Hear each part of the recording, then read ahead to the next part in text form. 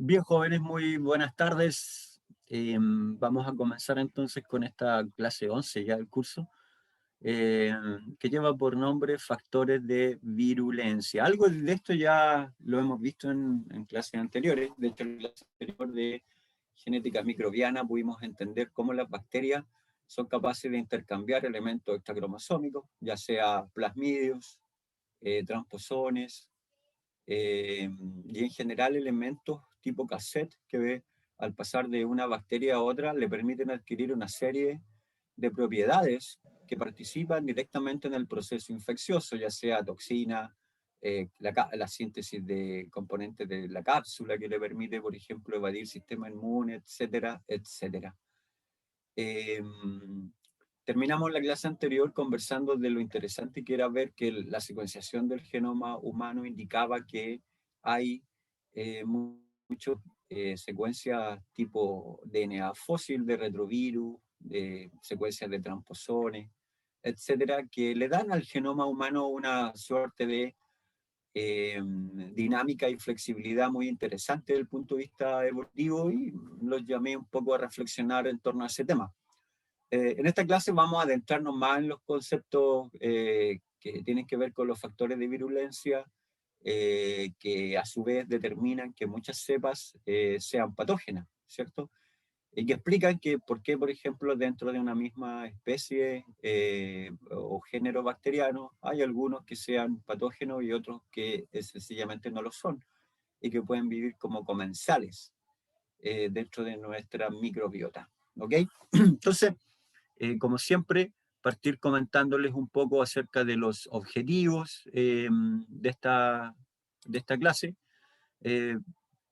Básicamente lo que queremos es conocer la relación entre el hospedero y la microbiota normal, pero también entre el hospedero y la microbiota patógena, que es lo que más nos interesa a nosotros. Y en ese contexto queremos describir las relaciones simbióticas que se establecen entre la microbiota y su normal y su hospedero.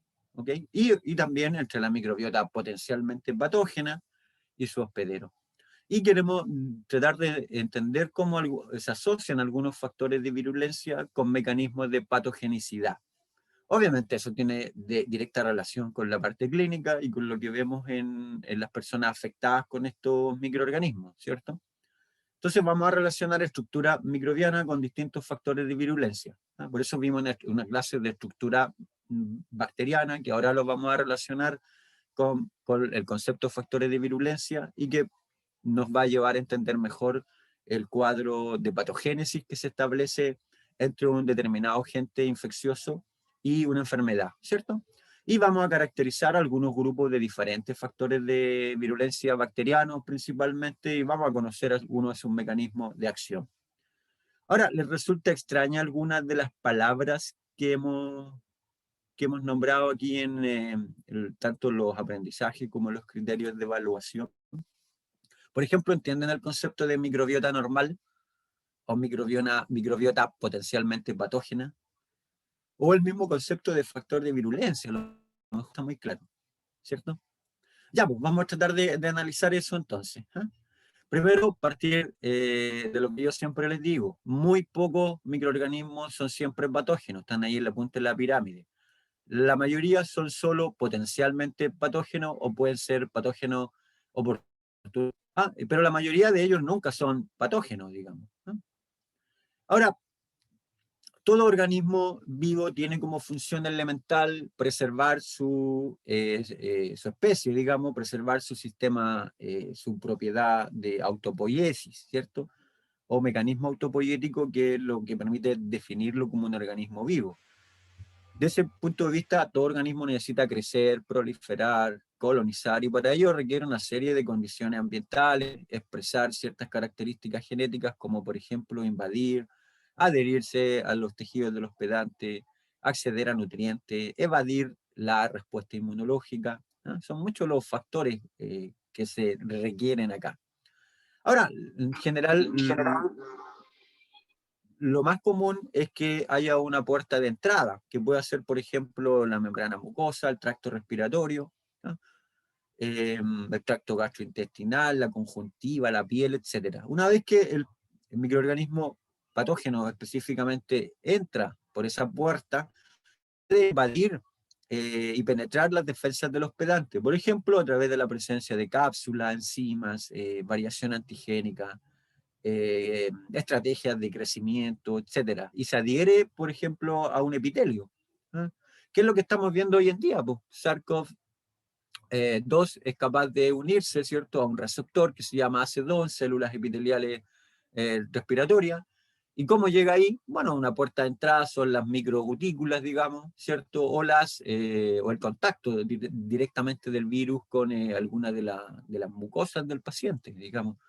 Y una vez que entra, que va de respuestas de hospedante, puede empezar a generar un daño, ¿no? Inflamación, ya sea por exotoxina, endotoxina. Y finalmente hay una puerta de salida que generalmente puede ser la misma que la puerta de entrada, ¿no? Generalmente, digamos. Hay muchas bacterias que también afectan el tracto respiratorio y que, claro, pueden pasar desde el estornudo, a partir de, la, de las microgutículas, digamos, de las fosas nasales, por ejemplo, a otro organismo, ¿no? De una manera parecida como lo hacen algunos virus también, ¿no? Ahora, siempre es bueno tener en consideración de que una enfermedad va a estar produciéndose siempre que se den al menos tres factores. Primero, la presencia de un agente etiológico en el caso de enfermedad infecciosa, pero también requiere un contexto, temperatura, humedad, época del año, etcétera.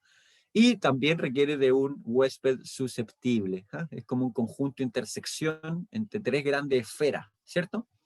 Y aquí hablamos de disbiosis cuando se pierde el balance ecológico, ¿no? Porque al final del día lo que nos enseña la microbiología de hoy en día es que toda enfermedad se produce por un desbalance a nivel de ecología microbiana, ¿ah? Donde un patobionte, que es un organismo potencialmente patológico, que potencialmente genera una enfermedad, que en condiciones naturales vive como simbionte, puede ahora pasar a ser un patobionte.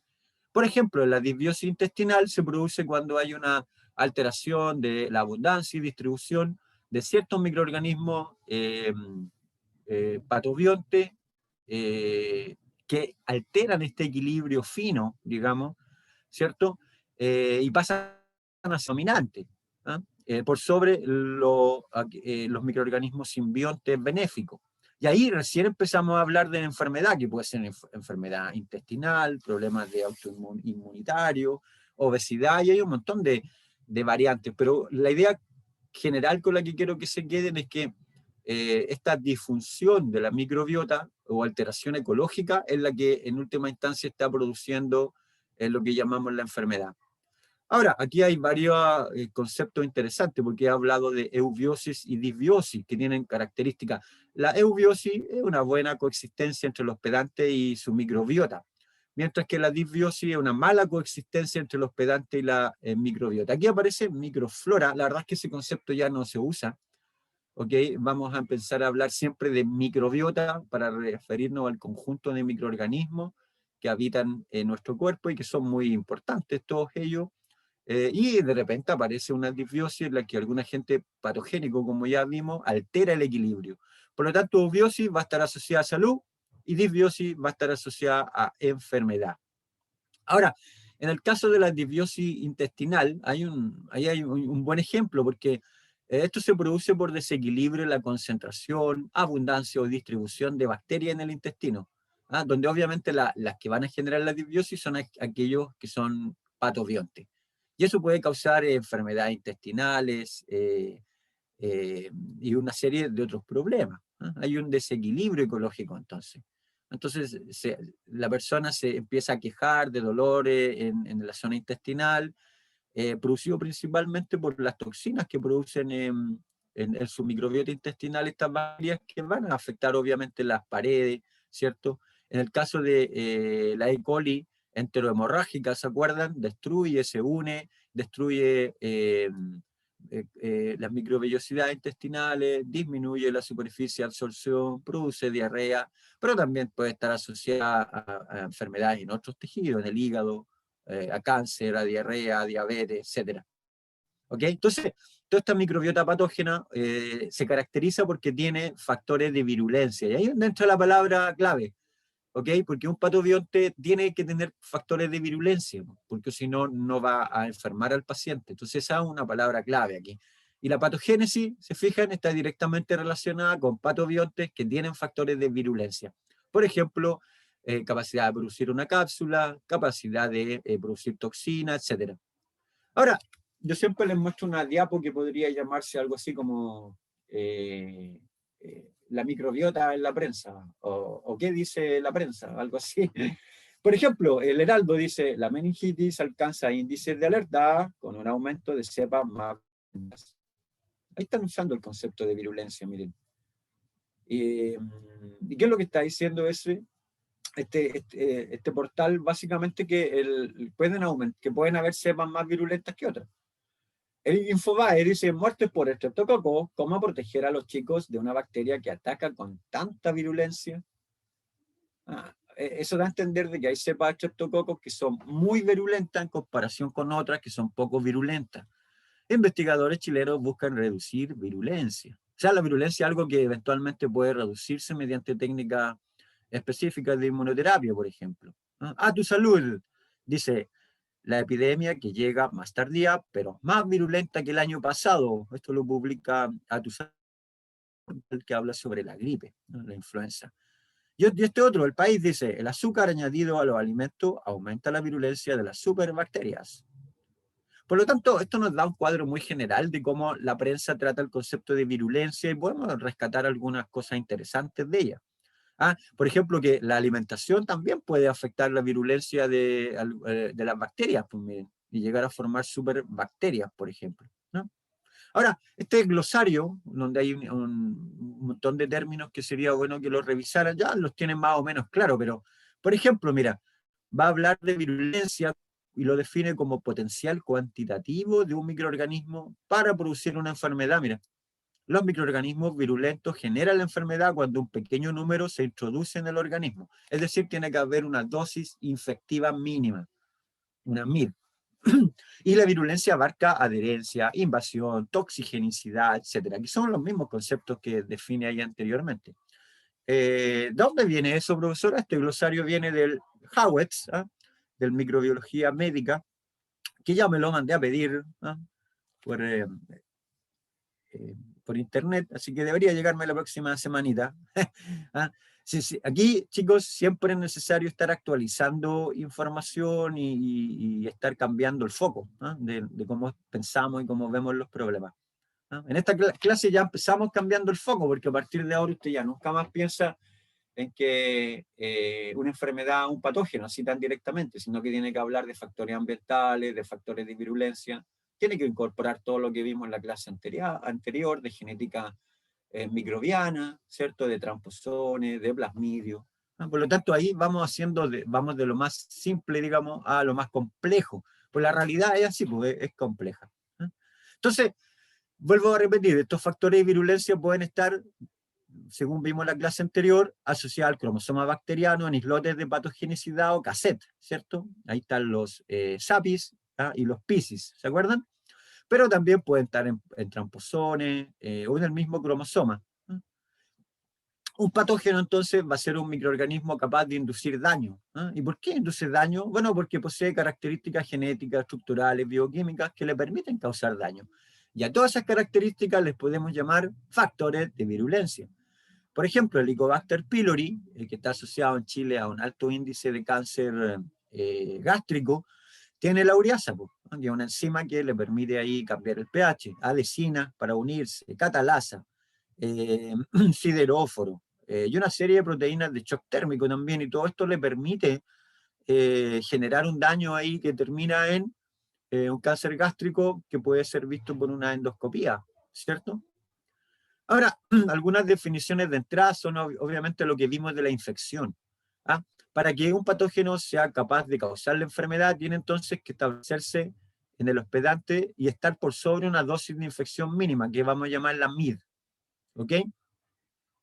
Claro, yo me puedo comer un par de bacterias en un asado mal hecho, ¿cierto? En una carne no bien cocida o en una lechuga que llegó ahí la salmonela, qué sé yo, la coli. Pero eso no me va a causar la enfermedad. Tiene que haber una dosis infectiva mínima, que son un cierto número de células, o en este caso de unidades formadoras de colonia, que es como nosotros lo vemos, ¿cierto? Y eso va a causar la infección. Y la enfermedad va a ser cuando la infección ya causa síntomas que llevan a la alteración de estructuras o funciones de la homeostasis de las funciones de los pedantes. Y la virulencia va a ser la habilidad del agente patógeno para causar infección. Ojo que es una medida cuantitativa de la patogenicidad. Y la patogenicidad va a ser la capacidad del agente infeccioso de producir la enfermedad en un huésped susceptible, ¿cierto? Porque aquí también entran a tallar eh, la, los factores inmunológicos propios de cada individuo, ¿ok? Ahora, tanto la virulencia como la resistencia del hospedante y los factores ambientales, de más está decirlo, están en constante cambio. Así que usted en su cabecita todos estos conceptos los tiene que ir incorporando, pero pensando en que son operaciones o son definiciones de base, pero que en esencia representan factores dinámicos. Por ejemplo, todos nosotros tenemos cándida, ¿no? De hecho, todos los años hacemos en el laboratorio, tomamos con un hisopo muestras de alumnos de la carrera de enfermería y todos los años encontramos un nivel de portación de cándida del orden del 60 al 70% más o menos, ¿ok? Pero no desarrollan candidiasis, pues si son jóvenes, son sanitos, no tienen en Chile los jóvenes normalmente no presentan estas enfermedades. Pero ¿qué va a pasar en unos, no sé, pues, 30, 40 años más, cuando estén más viejitos, bajen sus defensas? Si son portadores de cándida, posiblemente alguno de ustedes va a ser sometido a alguna operación, por ejemplo, o va a usar alguna prótesis que eventualmente puede unirse ahí la cándida y generar un biofil y generar un cuadro de candidiasis propiamente tal. ¿Qué les parece? Por lo tanto, todo esto es dinámico, ¿no? Varía la cepa, varían los pedantes en su inmunología, varían las condiciones ambientales, etcétera, etcétera. Eso, ¿preguntas? ¿Alguien quería preguntar algo? ¿Comentarios? Profe, ¿Sí? pero la cándida no es la que hace como este tema de las infecciones vaginales cuando una mujer le da como hongos en la chichi. Sí, también, pues, las cándidas vaginales son una variante. Lo que pasa es que yo estaba pensando en las cándidas orales, pero claro, también hay cándidas vaginales y esas pueden llegar de la mano de bajas de defensa o de algunos elementos, por ejemplo, uso de ciertos fármacos, te puede hacer estar predispuesta a una candidiasis vaginal, claramente que sí. ¿Eso responde a tu pregunta o no?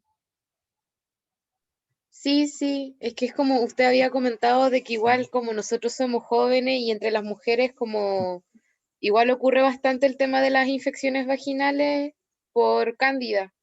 Entonces, por eso preguntaba que haya dicho que era como poco común y es como en Como mujeres muy sí. común. Claro, sí, sí, Sí. sí. Bueno, sí, me gustó mucho tu alcance, porque claro, yo estaba pensando en las candidiasis orales, por eso hablé de prótesis. Y eso lo afecta cuando estás más, en edad más avanzada, porque ahí te bajan las defensas en general. Pero claro, hay algunas especies de cándida que, claro, te pueden producir a cualquier edad, ya sea por el uso de fármacos, por cambios en todo lo que es el sistema hormonal. Sí, sin lugar a dudas, tú tienes absolutamente toda la razón en ese sentido. ¿Sí? Ahí hay un buen ejemplo, digamos, de cómo algunos microorganismos dependen de ciertos factores ambientales y también hay una cuestión de género acá, porque como tú dices, estas cándidas son recurrentes más en mujeres que en hombres.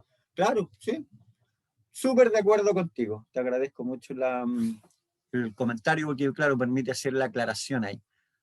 Ahora, en relación a la MID, uno puede dar positivo a SARS-CoV-2 sin presentar síntomas, porque aún no se alcanza la dosis mínima. Claro, Yerko, ese puede ser una alternativa, porque cada paciente requiere una dosis mínima efectiva distinta. ¿Por qué? Porque tenemos sistemas inmunológicos que permiten que aceptemos una carga viral mayor antes de presentar la enfermedad. Y como en algunos casos nunca se alcanza esa dosis infectiva mínima, tienen la infección, pero en un nivel MID menor y no alcanza a desarrollar los síntomas. Así que tu pregunta es muy, muy atingente, Yerko. Buena la aclaración. De hecho, les quiero comentar de que, por ejemplo, al estudiar los murciélagos, se ha visto que todos los murciélagos tienen distintas especies de coronavirus. Esto se viene estudiando hace años atrás. Lo que pasa es que ahí en el mercado de Wuhan se empezaron algún investigador se le ocurrió alguna vez preguntarse, oye, si estos quirópteros o murciélagos tienen tantas cepas distintas de coronavirus, es posible que estén infectando a las personas que están en contacto. Entonces decidieron hacer una investigación inmunológica, tomaron algunas de estas cepas nuevas de coronavirus que descubrieron en murciélagos y se dieron cuenta que los trabajadores del mercado presentan respuesta inmunológica a ellos. Y claro, porque están en constante contacto con estos murciélagos, se les pegan estos virus y ellos hacen anticuerpos. Pero el problema es que ellos están en contacto con eso, pero la pregunta es, ¿por qué no se le infecta a otro? Bueno, porque una cosa es que se te pegue un virus de murciélago y otra cosa es que ese virus de murciélago ahora pueda pasar del ser humano a otro ser humano. Y ahí es donde está la clave, pues, chiquillos. Porque eso es lo que potencialmente puede pasar con un montón de cepas, no solo de coronavirus, sino que de otros múltiples virus. Por lo tanto, la clave es que todos estamos constantemente haciendo anticuerpos frente a virus que nos entran, pero no siempre podemos infectar a otros. ¿Por qué? Porque los mecanismos para pasar de un individuo a otro son más específicos. Y de repente aparece una mutación en alguno de estos virus que hace que pueda pasar de una persona a persona. Y ahí, ¿se fijan? Por eso que es interesante de repente reflexionar un poco estos conceptos, porque estas son definiciones operacionales, chiquillos, para entender la cuestión general, pero la realidad es mucho más compleja. Y acá todo está relacionado, ¿vale? Ya, de hecho, aquí hay un cuadro muy interesante, miren, acá en el eje X está el número de células inyectadas por ratón. Yerko, tú me estabas preguntando esto, mira. Este es el número de células inyectadas en un ratón. ¿Y qué es lo que veo acá? En el eje de la Y veo el porcentaje de ratones muertos. Fíjate que hay cepas de Streptococcus pneumoniae que requieren 10 elevado a 1, es decir, 10 bacterias inyectadas y matan al ratoncito. Hay otras cepas que requieren 100, etc. Sin embargo, hay otros que son moderadamente virulentos, por ejemplo, algunas cepas de Salmonella entérica, Cerobartifimurium, que requieren 1.000.000 recién para alcanzar los mismos niveles que otras cepas de Streptococcus pneumoniae. Por eso yo les comentaba antes que el concepto de virulencia también permite hacer se puede cuantificar, digamos. Tú puedes poner una escala. En este caso, ¿cuál es más virulenta? ¿Streptococcus pneumoniae o Salmonella entérica? ¿Quién me cuenta?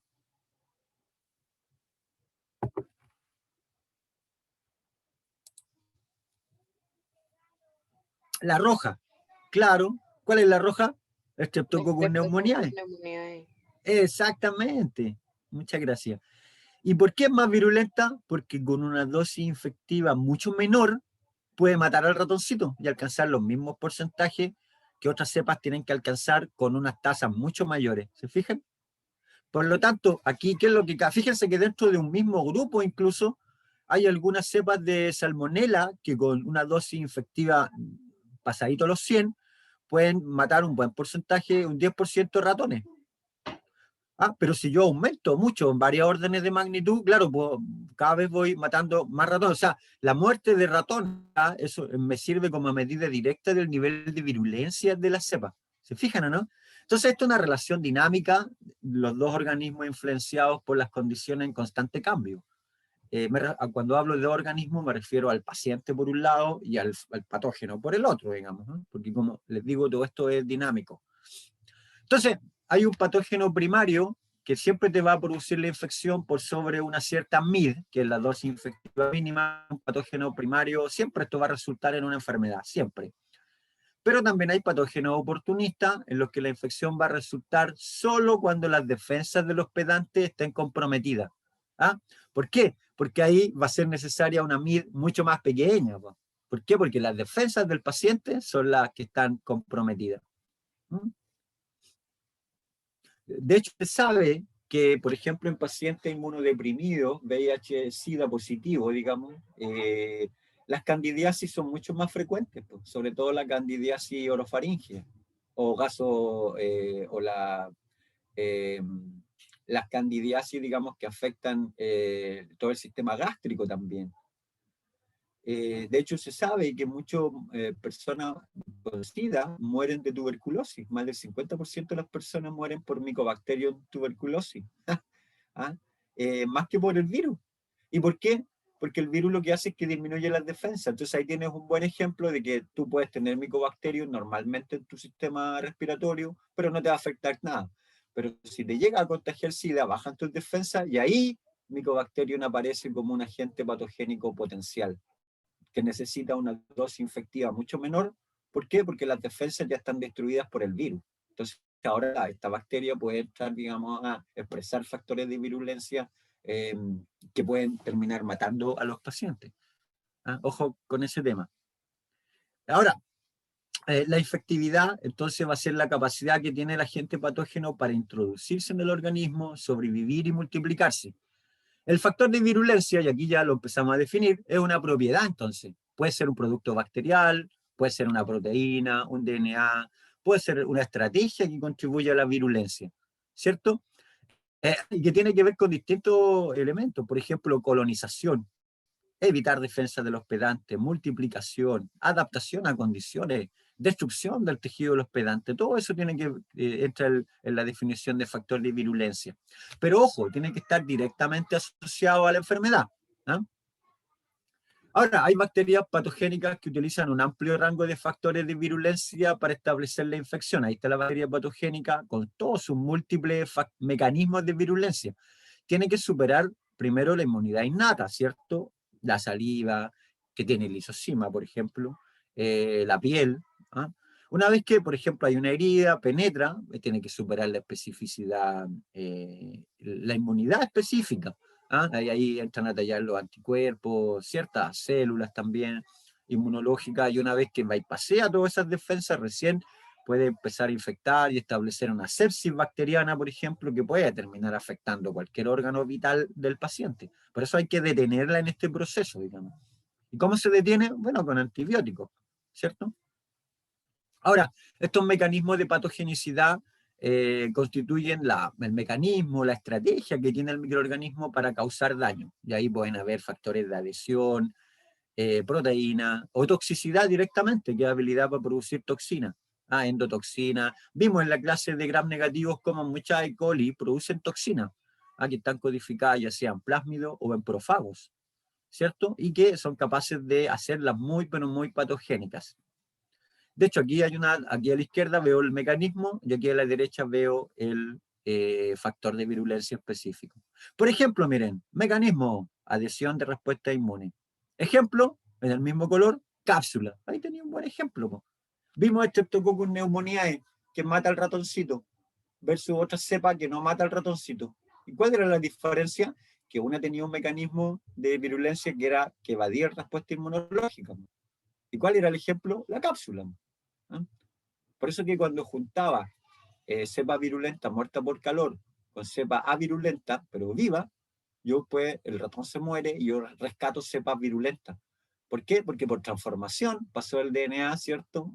Y la capacidad de producir cápsulas de una cepa avirulenta a la virulenta. De tal manera que muchas de las virulentas de las avirulentas se hicieron ahora virulentas, mataron al ratoncito. ¿Cierto? Ahí está, pues. Un buen ejemplo de factor de virulencia. También están las fimbrias, que en bacterias permiten, por ejemplo, adherirse a los epitelios. Y ahí están una serie de proteínas, ácidos teicoicos, lipoteicoicos, que pueden actuar como factores de adherencia. Y el glucocálix, obviamente, que también lo vimos. Y la colonización, que ahí pueden haber procesos tanto reversibles o inespecíficos, como irreversibles o específicos. Y la colonización, básicamente, el establecimiento y multiplicación del potencial patógeno en el hospedero. ¿Ok? Aquí hay un mecanismo, miren, ahí está la bacteria y tiene unas fimbrias, que las vimos en la clase de estructura, ¿cierto? y miren, en la puntita de la fimbria hay unas adhesinas. Ejemplo, la lectina. La lectina, con L, lectina, son unas proteínas que reconocen un dominio hecho de azúcares, de polisacáridos particulares, y se unen a él. Por ejemplo, esta bacteria, que puede ser, por ejemplo, una Porphyromonas gingivalis, tiene una fimbria, mira, que reconoce unos receptores que están en la célula hospedera y se une a ellos. Claro, pues, porque esta es la base para que se adhiera. Porque estamos hablando de la boca, pues la boca es un continuo río, porque la saliva permite ir limpiando entre los dientecitos, ir limpiando la encía. ¿Qué pasa si una bacteria quiere unirse a la encía y no está bien unida? Va a venir un flujo salival, ¡fum! Y listo, se la llevó nomás, y va a llegar hasta el estómago y listo la bacteria.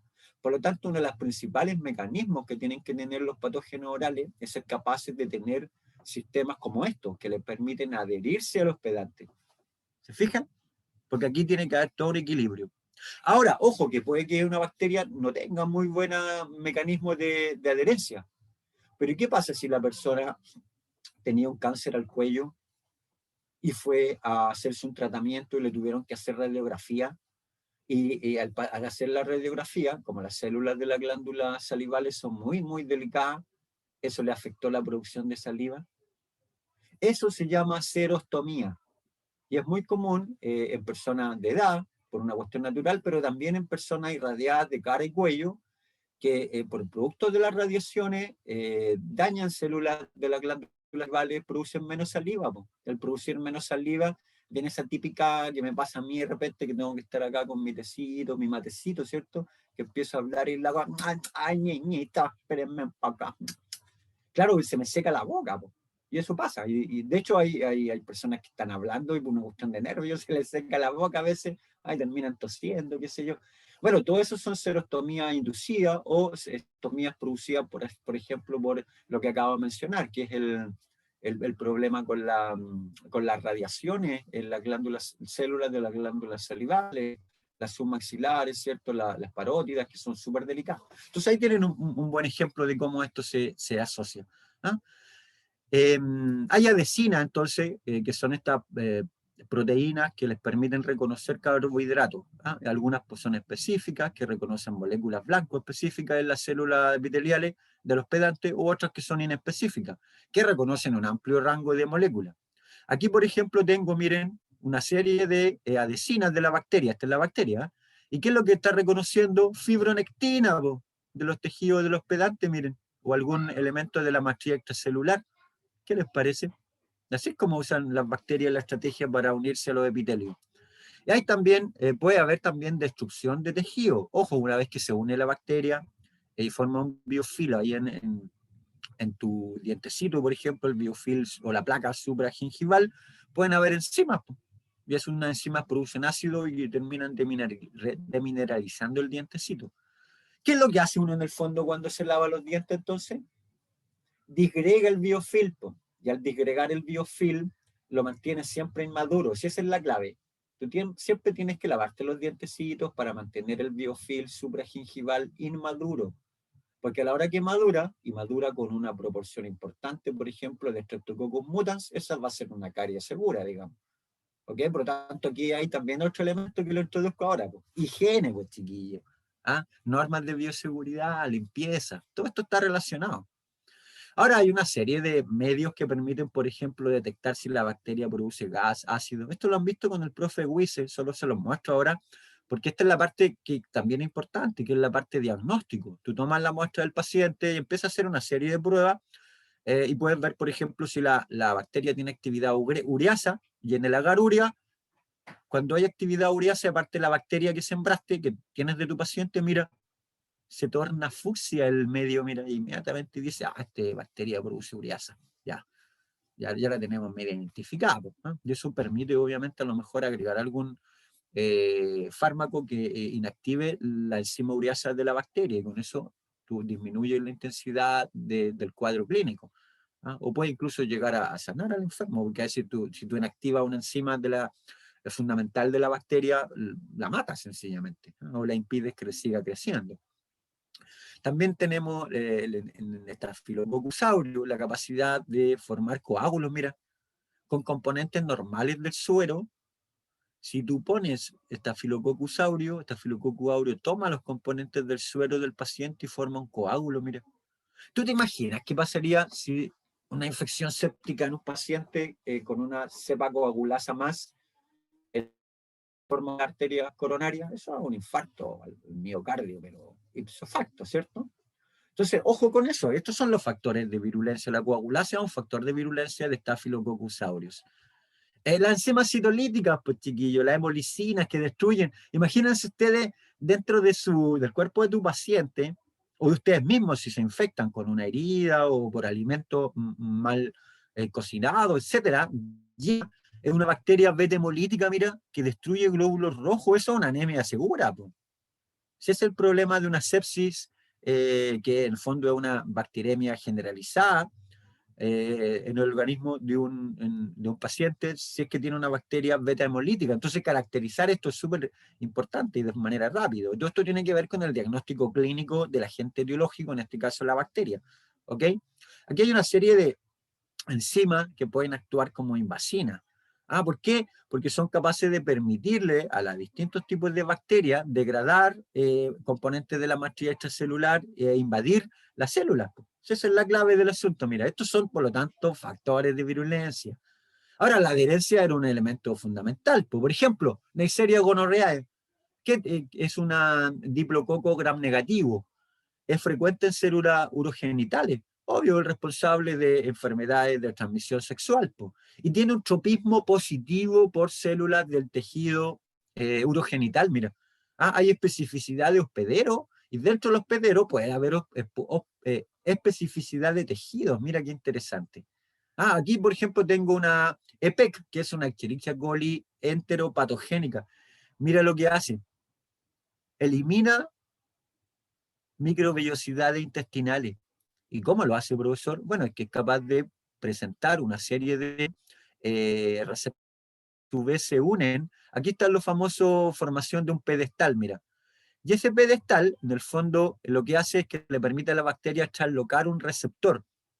Y ese receptor se lo trasloca a la bacteria lo expone y después le permite a ella misma unirse. Mira qué increíble. Esta bacteria normalmente no se uniría, pero cuando tiene este mecanismo es capaz de decirle al tejido epitelial humano: mira, yo te voy a contagiar con esta proteína, tú vas a expresarla en tu membrana y yo voy a aprovechar esto como adhesina y me voy a unir.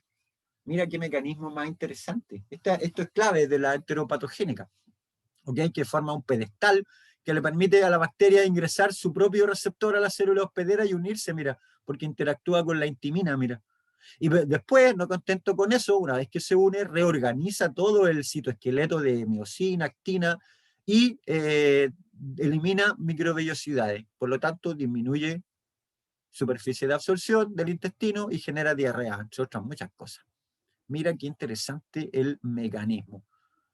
Esto es una estrategia interesante. Yo le inyecto mi propio receptor para poder unirme. Entonces, esto es súper interesante, porque en el fondo lo que está diciendo es que los distintos mecanismos de virulencia pueden estar asociados, digamos, a estrategias de la bacteria que le permiten adherirse y con eso destruir acá en las microvellosidades. Acá tengo otro, miren, pensaron que solo en gram negativo, no, en gram positivo. Miren, Staphylococcus aureus tiene una capacidad de unirse a la fibronectina, que es un componente. ¿Y qué es lo que hace al final del día?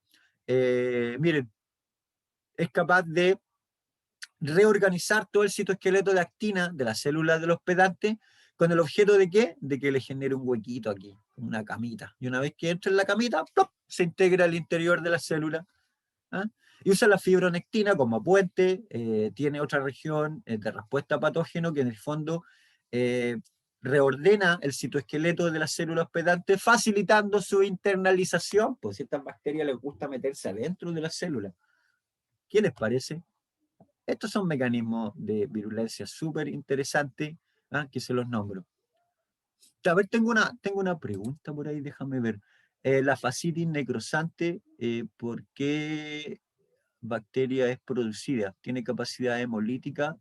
Bueno, la fascitis necrosante puede ser producida por varios tipos de bacterias gram positivas. Y normalmente ellas lo que hacen es que tienen actividad hemolítica, pero ante todo tienen actividad que degrada desmogleína 1. ¿Se acuerdan de las desmogleínas? Son unas proteínas que mantienen la estructura del estrato granuloso de la piel.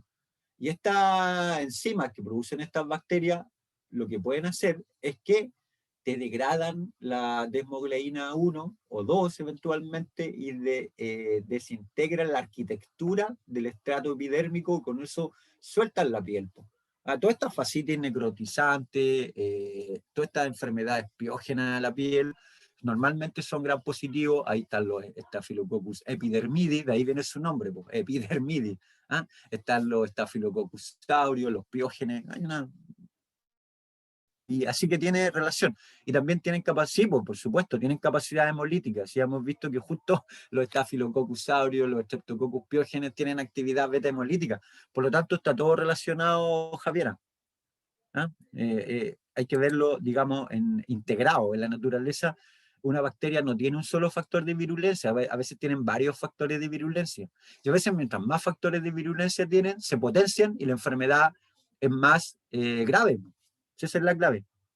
Hay enzimas que facilitan diseminación, enzimas que inactivan antibióticos, enzimas que interfieren con la fagocitosis y la respuesta inmunológica del paciente. Todos estos son factores de virulencia. Hay enzimas que inactivan antibióticos, beta-lactamasa. Imagínate, le llega a la coli un plásmido que tiene beta-lactamasa, que le permite degradar todos los antibióticos beta-lactámicos, que tienen anillo beta-lactámico, como la penicilina. Esa sería una infección que ya tú no la puedes tratar con penicilina, porque la bacteria se hizo ya resistente. ¿No? Y pasa lo mismo con otros muchos tipos de enzimas que degradan distintos tipos de antibióticos. Mira, si las bacterias se las saben todas, y más encima comparten información entre ellas, entonces eso es súper peligroso. De hecho, hay enzimas del cuerpo. La IgA hidroxilasa es una hidrolasa que producen algunas bacterias que degrada el anticuerpo IgA o inmunoglobulina A. Profesor, ¿y por qué es importante la inmunoglobulina A? Bueno, la inmunoglobulina A está presente en la saliva, el calostro, la leche, líquido amniótico, en un montón de fluidos. Y son la primera defensa frente a agentes patógenos, inmunoglobulina A. ¿Y qué es lo que hace la bacteria? Te degrada esa inmunoglobulina A, por lo tanto ya te dejó ciego de un ojo ya. ¿Por qué? Porque te impide ver, digamos, la presencia de los patógenos. También están enzimas que inactivan quimioatrayentes. Por ejemplo, la C5A peptidasa, mira, ¿qué es lo que hace? Inactiva el C5A, que es una proteína que forma parte del complemento, que permite justamente mediar respuestas de inflamación, reconocer a la bacteria, porque la proteína C5A se une a la bacteria y le permite a los macrófagos reconocer cuál es enemigo de no enemigo, porque eso es súper importante. Mire, una proteína que produce la C5A peptidasa inmediatamente bypassea el mecanismo de complemento, que es súper importante. Ahora, ¿cómo podemos saber si un microorganismo determinado causa una enfermedad específica? Esa pregunta hizo este señor Robert Koch y llegó a determinar 4 puntos básicos. Dice, bueno, para que un microorganismo cause una enfermedad, primero tiene que estar presente en todos los individuos con la misma enfermedad. ¿Ya? Después, el microorganismo debe ser recuperado del individuo enfermo y poder ser aislado en medio cultivo. Ahí ya empezamos con problemas, pues chiquillos, porque muchos de estos patógenos se reconocen mediante técnicas moleculares por su DNA, pero es súper difícil cultivarlo. El microorganismo proveniente de ese cultivo debe causar la misma enfermedad cuando se inocula a otro huésped. Pero ahí está el problema, pues. Cuando se inocula a otro huésped, eso pasa por tener un material o de un animal de experimentación, y eso está súper complicado hoy en día, tener animales de experimentación. Yo todos los años hago un práctico citogenética, donde tengo que usar un ratoncito, ¿no? Donde le enseño a mis alumnos de licenciatura en biología que como la técnica para ver cromosomas de ratón. Lamentablemente tengo que echarle inyectar con colchicina el ratoncito y luego tomar el fémur, donde están las células activamente creciendo, ¿cierto? Y de ahí hago una serie de pasos que me permiten fijar cromosomas en el portaobjetos, teñirlos con Giemsa, que mis alumnos puedan ver, digamos, los cromosomas teñidos de Ratus ratus, que son ratones del bioterio. Y todos los años tengo una protesta fuera del laboratorio y cada vez son más los alumnos. Entonces es re complicado hoy en día tener un animal de experimentación. Súper complicado. Bien, el individuo experimentalmente infectado debe contener el microorganismo. Claro, el problema es que depende, porque ¿dónde lo busco? Po? Porque a veces el microorganismo se especializa en un determinado órgano y si yo lo busco en otro no lo voy a encontrar. Entonces hay una serie de cosas de los postulados de Koch que no se cumplen, ¿ah? Pero son el punto de partida para estudiarlo, ojo. Entonces acá están las limitaciones, bueno, varias de esas ya se las comenté. No existe un modelo disponible o válido. Eh, Ahora, el problema es que Koch no toma en cuenta la susceptibilidad de los pedantes, y eso es súper importante. Por ejemplo, ahora SARS-CoV-2, la mayoría de los problemas son por los asintomáticos, son gente que tiene un sistema inmunológico que vive en relativa equilibrio, que nunca llegan a desarrollar la enfermedad, pero igual están infectando a otros, que sí pueden ser afectados, que sí pueden ser afectados. ¿Ah? Hay portadores asintomáticos sanos, hay clonalidad. La clonalidad, chiquillos, se refiere a que un virus en una infección no es igual porque en la replicación el virus comete errores y de repente aparecen cepas nuevas. Hoy día tenemos la cepa alemana, tenemos la cepa brasileña, tenemos la cepa inglesa, pero el mismo SARS-CoV-2. ¿Y por qué aparecen cepas nuevas? Por eso, porque no hay clonalidad. Porque el virus al replicarse experimenta algunos cambios o mutaciones durante su evento y de repente puede que aparezcan algunas variantes menos agresivas, pero hay otras que sí son más agresivas, como las que ya nombré. Entonces, lo otro que establece que una simple especie causa la enfermedad, y eso no es cierto, porque hay enfermedades que son producidas, por ejemplo, hay ciertas facitis necrotizantes, a propósito de la pregunta, o ciertos empétigos que son producidos por mezclas de bacterias, Staphylococcus, etcétera. ¿Se fijan? Entonces, ojo, los postulados de Koch son solo un punto de partida. ¿Ah? Ahora, esto muestra, digamos, cómo debería ser la infección. Hay un reservorio, una ruta, se replica, se disemina, hay una respuesta inmunológica bypassada y el resultado de eso puede ser enfermedad aguda, recuperación del paciente, enfermedad crónica o hasta la muerte del paciente. De hecho, chiquillos, hay mucha gente hoy en día que se está recuperando SARS-CoV-2, pero están quedando con secuelas. ¿Ah? Y esas secuelas van a requerir tratamientos de distintos tipos. De hecho, ya se están preparando algunas universidades para hacer algunos diplomados asociados a enfermería específica para el tratamiento de individuos que han quedado con secuelas, sistema cardiorrespiratorio, ¿cierto? Sistema pulmonar. Oye, me quedan con un montón de secuelas algunas personas, si esto no es juego. Entonces, esto muestra algunos de los elementos para que se desarrolle una infección, digamos. ¿Eh? Bueno, y aquí hay un resumen de un montón de factores de virulencia que se los voy a dejar para que le como un resumen de lo que ya hemos visto. ¿Eh?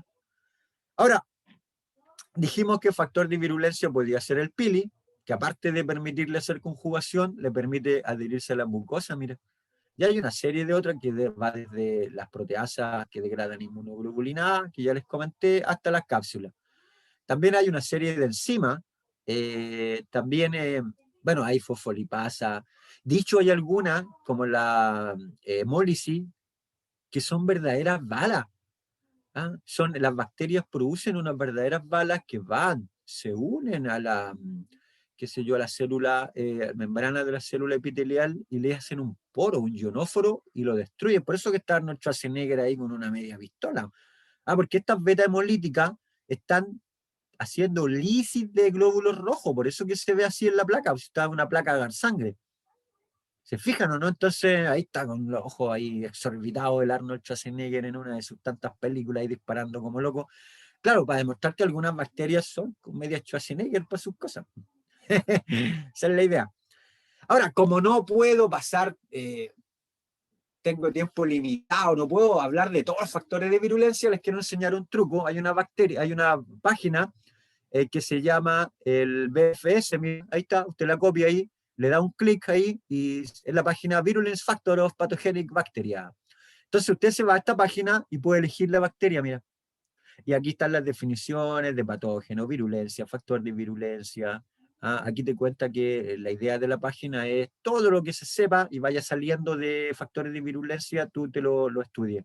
Entonces, mira, te vas acá, factor de virulencia, yo en el campo Kerry puse actina y luego apreté search. ¿Y por qué, profesor? Bueno, porque quiero saber si alguna bacteria utiliza el citoesqueleto de actina o tiene algún factor de virulencia que le permita usar el citoesqueleto de la bacteria y eso como mecanismo de virulencia. ¿Se acuerdan que les comenté que algunas bacterias eran capaces de hacer reorganización del citoesqueleto? Bueno, aquí estoy buscando. Entonces después me voy acá, miren, ya le hago clic y miren todo lo que me tira.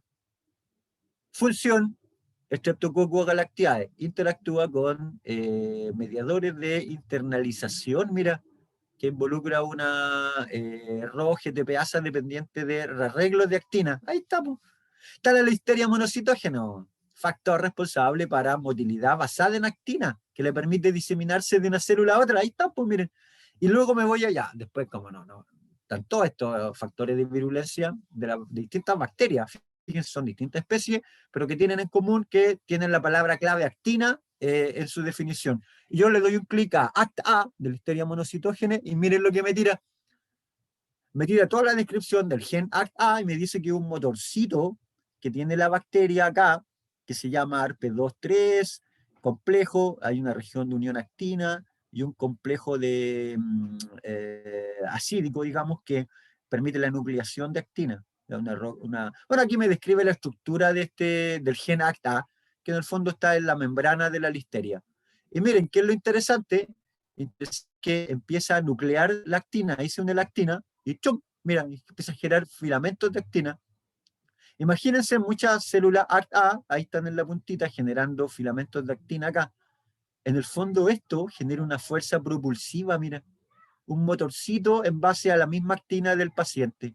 ¿Qué lo hace? ACTA, factor de virulencia de listeria monocitógene.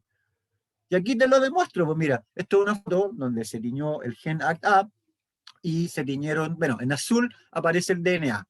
Este es el de la célula de fibroblasto, pero este azulito que está acá es el DNA bacteriano, por lo tanto esa es la cabeza de la bacteria. Y en verde, mira, ¿qué te está tiñendo? La actina, po.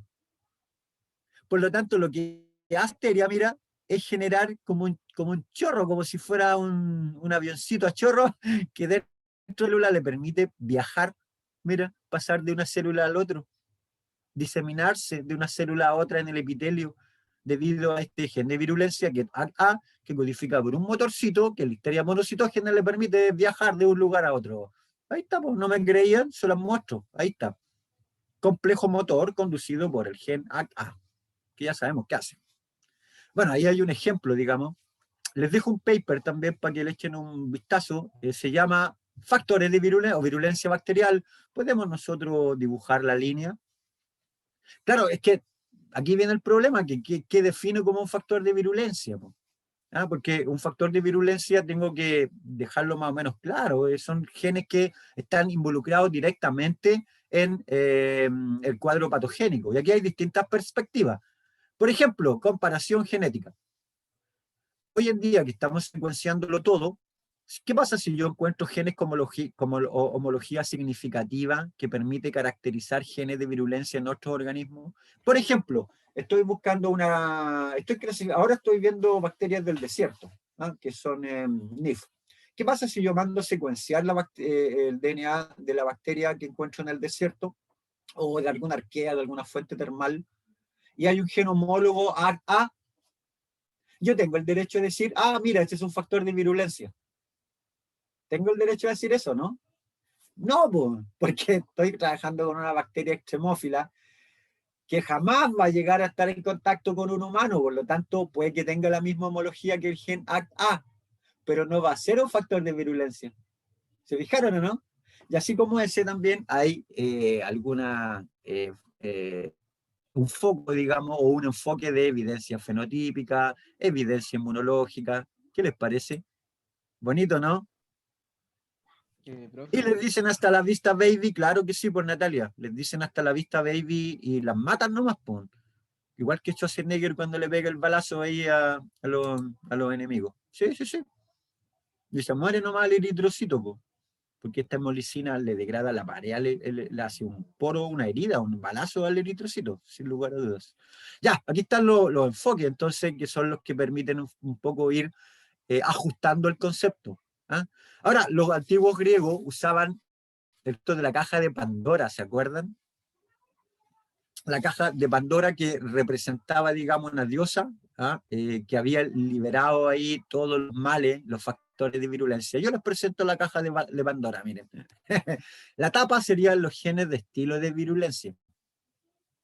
Los alumnos siempre se ríen cuando lo digo en inglés. Estos son los genes lifestyle, les digo. No sé por qué, pero bueno.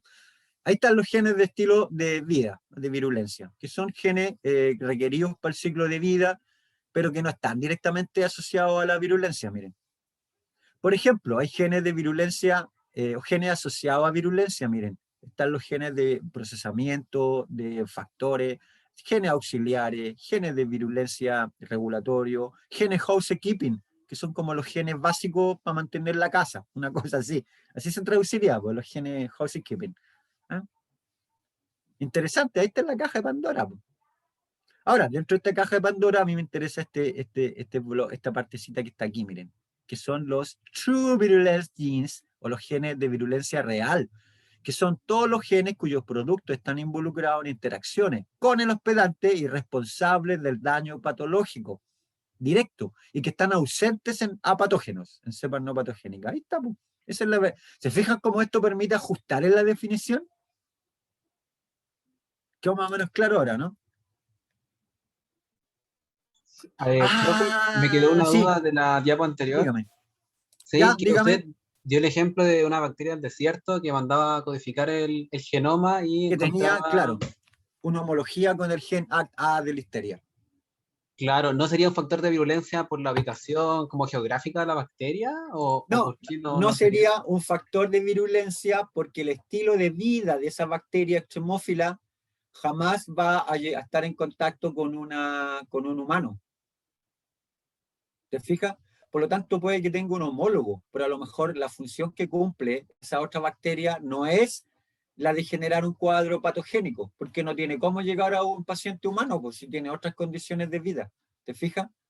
Por eso que hay que andarse con cuidado con la secuenciación. Entonces, yo tengo derecho a escribir un paper que diga bacteria del desierto, extremófila del desierto de Atacama, posee genes de virulencia homólogo a ACT-A, conocida en cepas de listeria monocitógenes que producen cuadros de diarrea aguda. Ese paper no lo voy a poder escribir nunca. Hoy día ningún editor me lo va a aceptar. ¿Por qué? Porque hoy el convenio de que un factor de virulencia tiene que estar asociado a un cuadro patogénico.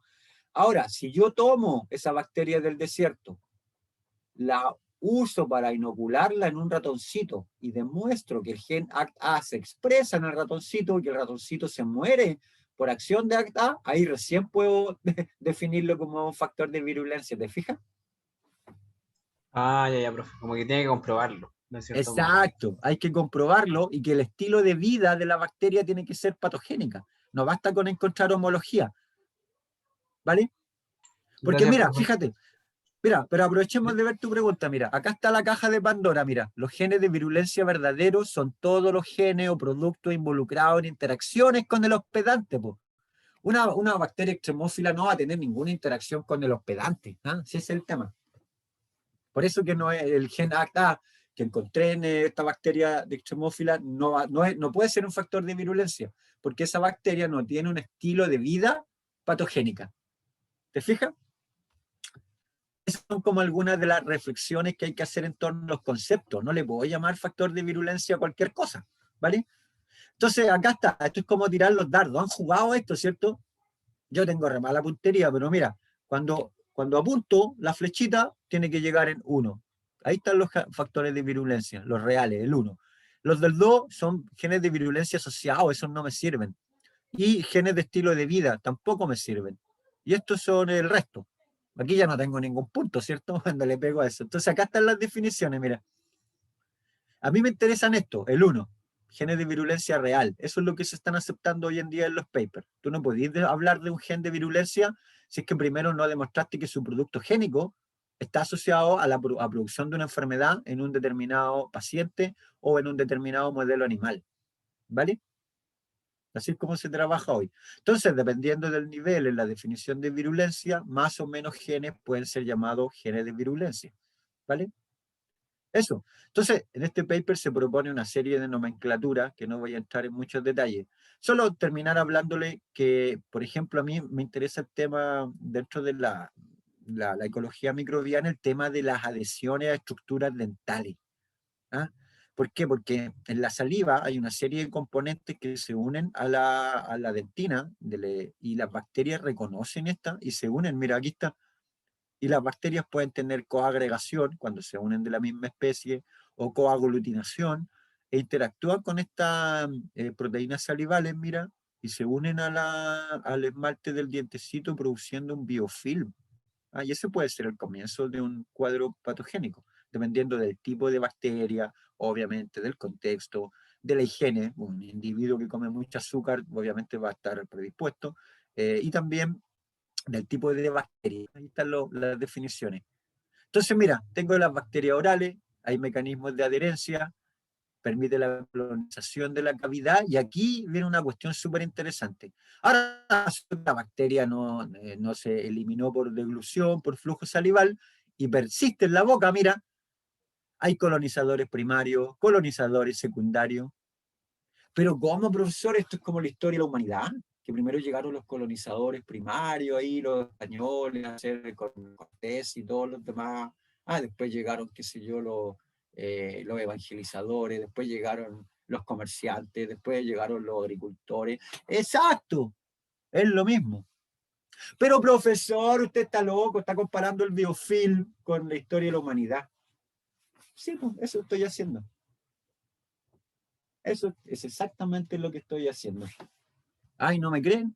Mira, les presento a Streptococcus gordoni, Streptococcus urali y Streptococcus mitis, alias Hernán Cortés. Aquí están los colonizadores primarios. ¿A qué se unen? A las proteínas salivales que a su vez formaron la película adquirida en el diente, mira. Esos son los primeros. Después de ahí llegan los colonizadores secundarios. Hay unos como Fusobacterium nucleatum, que son amigos de todos, mira. Tienen adhesina para unirse a receptores, no solo del epitelio o de la estructura, en este caso las proteínas de la película adquirida en el esmalte, sino para interactuar entre ellas, y forman verdaderos consorcios o sociedades en el cual todas las que se especializan en degradar proteínas, tenemos juntita acá, consorcio. A ver, a nosotros, chiquillos, nos gustan la glucosa y los fructanos. Venga, párense, y ahí hacen sus sociedades secretas ahí. ¿Qué les parece?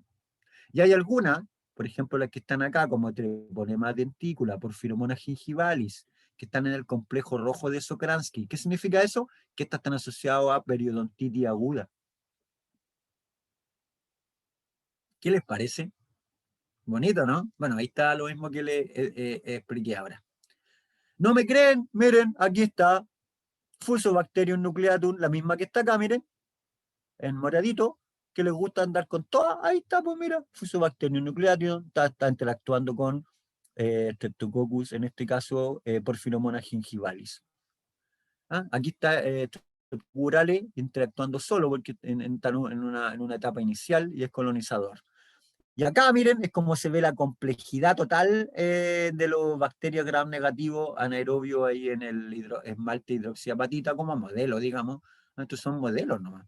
Y si esto es un modelo en un cristal, imagínense cómo será en la vida real. Y así se producen las enfermedades, ¿no? La caries asociada a Streptococcus, la enfermedad periodontal asociada a presencia de Porphyromonas gingivalis en el biofilm oral. ¿Qué les parece? Bonito, ¿no? Ahora, ¿por qué es importante para mí en la carrera, profesor? Bueno, porque no da lo mismo si hay o no hay. Por ejemplo, aquí tengo una herida sin biofilm, mira. Las bacterias no están asociadas, van un poco a cada una para su suerte, y en este caso el sistema inmunológico los maneja mejor, y los antibióticos los atacan de manera más efectiva. Es más fácil curar una herida sin biofilm. Cuando hay una herida con biofilm, mira lo que pasa. Se protegen entre ellas, y en este caso las bacterias han creado una sociedad, una civilización de bacterias viven en una herida con un biofilm. Y han creado fuerte resistencia a ¿qué? A antibióticos. Los antibióticos no traspasan el biofilm. Y por lo tanto nuestro sistema inmune, nuestros antibióticos y antisépticos no son capaces de atravesar la muralla calcificada ahí y de glucano, fructano y un montón de cosas que producen las bacterias en el biofilm. Por lo tanto, vamos a necesitar armas más potentes, ¿eh? Para poder tratar una herida que está, una escara en un viejito, por ejemplo, que lleva mucho tiempo, donde hay humedad, donde hay falta de higiene y que después de un tiempo forma un biofilm, es mucho más difícil sacarlo. Si no me creen, pregúntenle a las profesoras del curso de enfermería básica que están tomando ahí. Pregúntenle, profesor, ¿y por qué un biofilm es más difícil sacarlo? Por eso, porque es más resistente a todo. ¿Qué les parece? Eso sería. Muchas gracias. ¿Alguna pregunta? ¿Les quedó más o menos claro este último tiempo, no? Porque con eso ya me doy por satisfecho. ¿Preguntas? ¿Comentarios?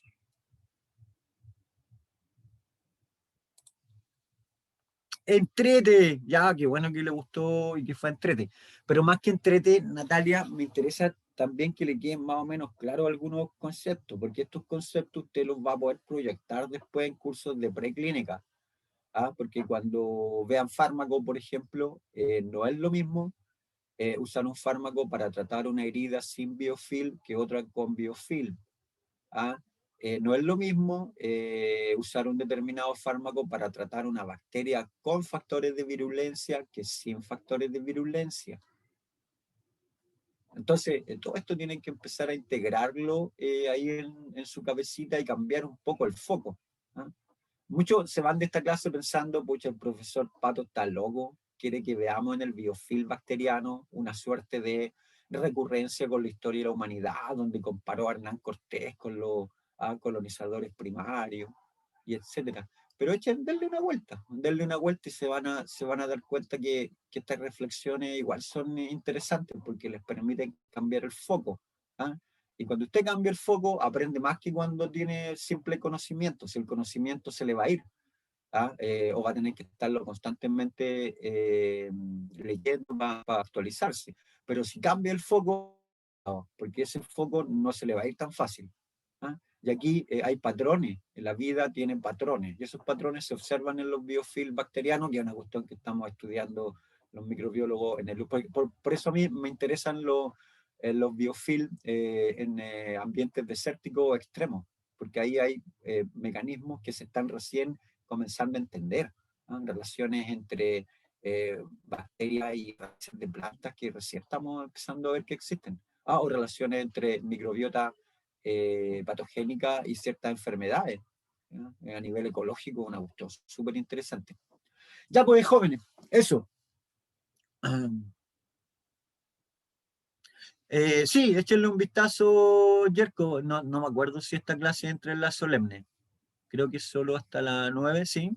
Échenle un vistazo, sale ahí en el programa. No, yo no me acuerdo específicamente, pero échenle un vistazo y ahí va a salir. Acuérdense que por un problema cuando pasamos el programa nos quedó una clase en el aire ahí, que era la clase 7, que igual es bueno que la tengan porque vamos a hablar ahí de diversidad bacteriana. Y si bien vamos a ver algunas especies que no son directamente relacionadas con cuadros patogénicos, les van a abrir la mente también en términos de entender mejor la evolución de los microorganismos. Y eso siempre es bueno tenerlo porque ahí hay un foco que les puede servir para en futuros cursos. ¿Ok?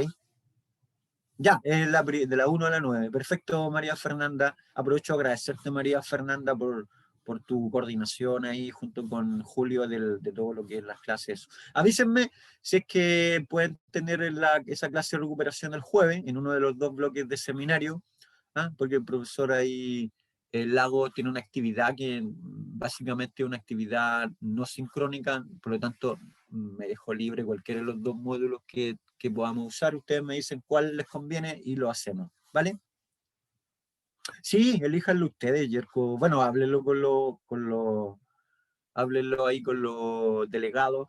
En todo caso, va a quedar grabada la clase, así que si alguien no puede ir, por ejemplo, deciden entre todos que quieren en el módulo 1 y alguien dice, pero que yo no puedo ir el módulo 1, tengo CFG justo ese. Bueno, tranquilo porque va a quedar grabado, entonces no hay problema.